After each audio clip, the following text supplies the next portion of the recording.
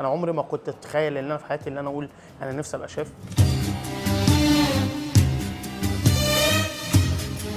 اهلا بيكم في مطعمنا خوفو.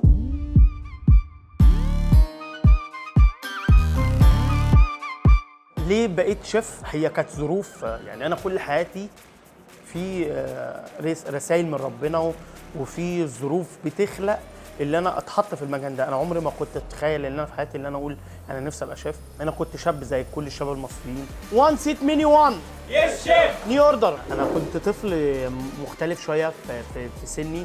انا قعدت تقريبا لغايه 5 سنين ما بنزلش الشارع. بعد 5 سنين اتنقلت. انا كنت ساكن في منطقه ليفل حلو قوي، وبعد كده نقلت البيت اللي ابويا كان بنيه في حته اسمها عين شمس، في حته شعبيه في حاره. اول يوم جيت نزلت الشارع، فكانت بالنسبه لي اول صدمه، او بعد 5 سنين اول مره انزل الشارع، فكان الحياه بالنسبه لي مختلفه. فبعد كده وقفت على عربيه الكبده وقعدت فتره طويله، تقريبا كان بشتغل عندي 10 سنين لغايه ما وصلت ل 15 سنه. عملت اول سندوتش كبده ليا بعد 5 سنين شغل.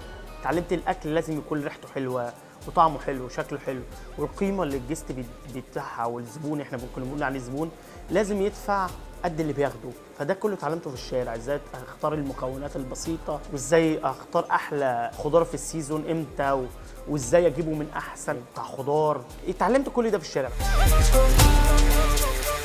اكل مصر كله شيرنج كده، تحس ان انت قاعد بتستمتع بالاكل وبتستمتع بالحكاوي. الاكل المصري كله حكاوي، كل بيت في مصر بيعمل كل حاجه بطريقه. فعلا اكل صعب يتغير فيه، بس لما اتغير والناس شافت الاختلاف الناس اتبسطت وحبت، وبقت الواجهه بتاعت المكان اي حد يجي له، اي حد اجنبي اول مكان بيفكر فيه انا هوديه خوفو عشان اعرفه المطبخ المصري بتاعنا. فاحنا بقينا الواجهه الاولى لاي سياح بيجي مصر، مش عشان احنا اكل سياح، لا، عشان الاكل ده بجد المصريين بيفخروا اللي فيه اكل بالحلاوه دي وبالشكل ده بيتعمل في بلدهم. انا اول واحد منهم يعني. بعد كده ابتديت اطور لغايه اما سافرت فرنسا، قعدت فتره هناك بتاع 1.5 سنة.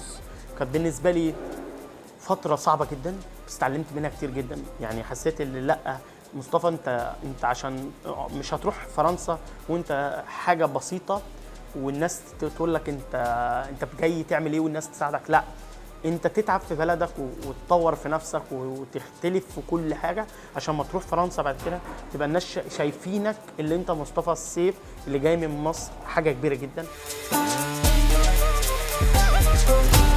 انا بالنسبه لي مش الجوائز هي اهم حاجه، يعني حاسس ان في حاجات اهم من الجوائز. في حاجات بتتعب عليها عشان توصل للجوائز. الجوائز دي بحس اللي هي الناس امنت بفكرتك فبتطبطب عليك وتديك الجايزه، تقول لك انت فعلا تعبت السنه دي.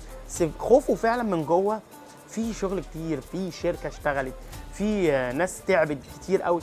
بص، انا هقول نصيحه مش للشيفs بس، لكل الناس. يعني امن بنفسك، ولو عندك حاجه بتحبها ادي فيها كل المجهود، وما تدورش على اللي انت هتنجح، ما تدورش اللي انت هتكسب منها فلوس. احنا كلنا عايزين ننجح وعايزين نكسب فلوس، بس لما يكون الحاجه انت بتعملها بجد بروح وحب اديها وقتها بجد واشتغل عليها، ومالكش دعوه بالناس.